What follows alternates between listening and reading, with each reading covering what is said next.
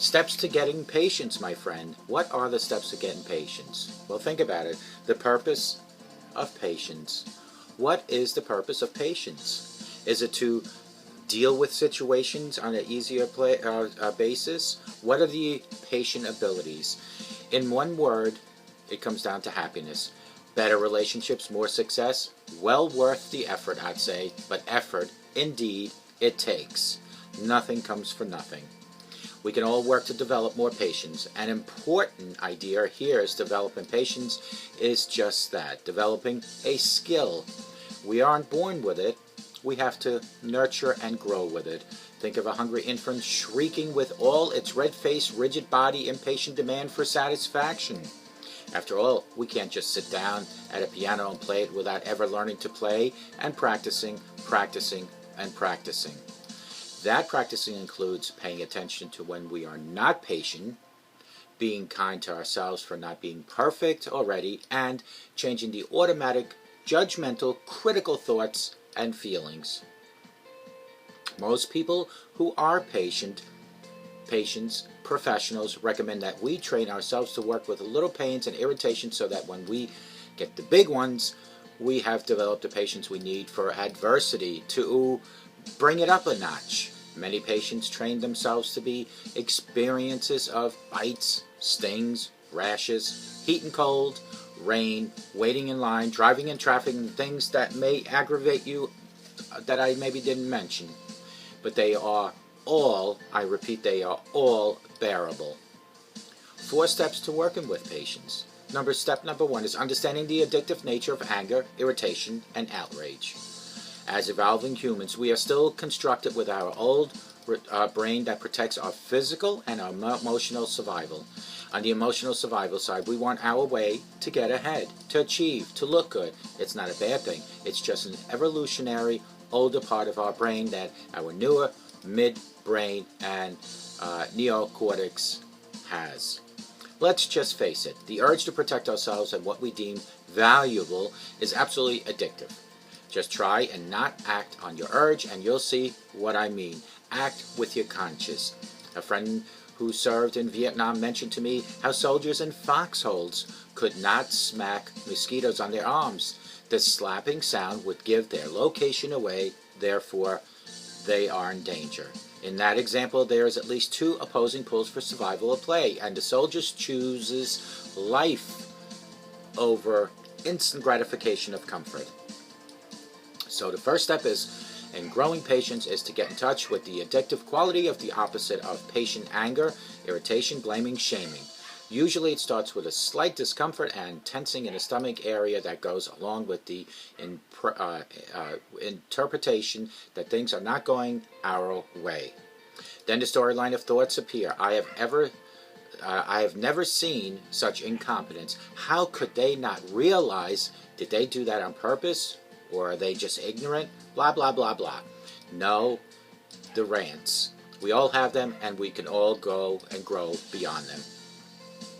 Number 2, upgrading our attitude towards discomfort and pain. So many of us have the belief that being comfortable is the only state we will tolerate. Not so. I remember a friend about 20 years ago who was in the process of changing a destructive habit. He had learned to say to himself, this is merely uncomfortable, not tolerable. It helped him enormously break his habit and helped me to begin to look at my own avoidance of patience. Pain has its purpose. It pushes us to find solutions. Where we often go astray with the solutions that we try to find is that we try to change the other person, situation, or the thing that is causing our discomfort. But the problem is that it is not the outside thing that's the source of our pain, but how our mind is set. Think about it. No matter how bad or good the outer thing is, it's our mind that has the aversion or the attraction. It's our mind that is the cause of the discomfort and the circumstances. In the mind training model of dealing with the pain and irritation I have done in the past video, the idea to reduce the pain and suffering that our impatience gives us is to increase our ability to act a way that has a higher probability of achieving our goal. So the solution to pain is an inside job. And I will be doing a follow-up video, maybe tomorrow, on impatience. Paying attention when irritation and pain starts. Most of us don't really realize when we are feeling subtle but very present painful feelings. We ignore the fact that we are in pain, focus exclusively on fixing the problem.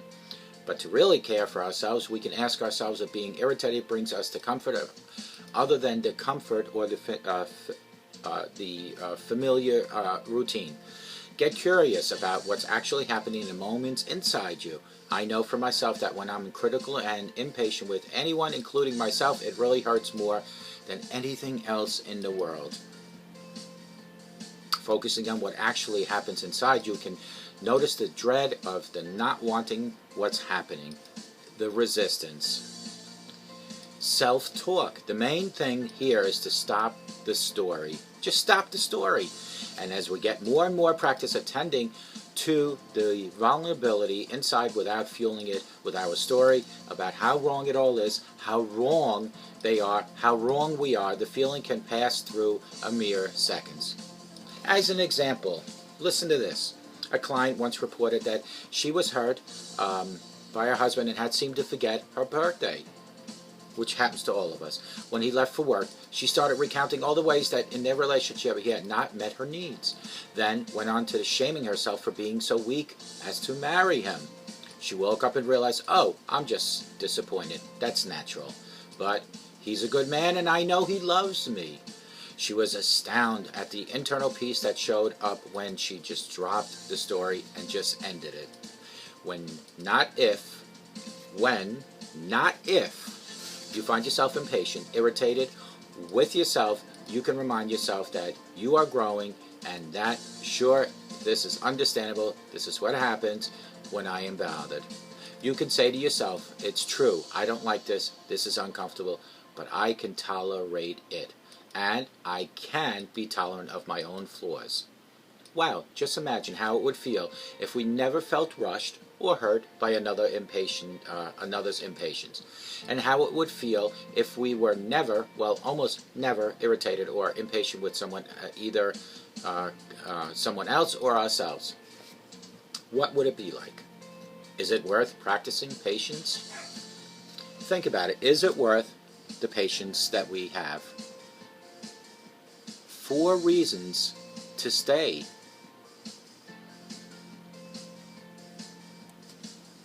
Or 4 steps on working with impatience. 4 steps on working with impatience. The follow-up video will be about patience. This one was about impatience. Stay tuned tomorrow for patience. How do we develop patience? This was working with impatience. You have patience when you don't have impatience. Today, we talked about impatience. May God bless you, and I can't wait to see you folks next again. Call me at 844-405-HELP, and together you and I will help you take your life back.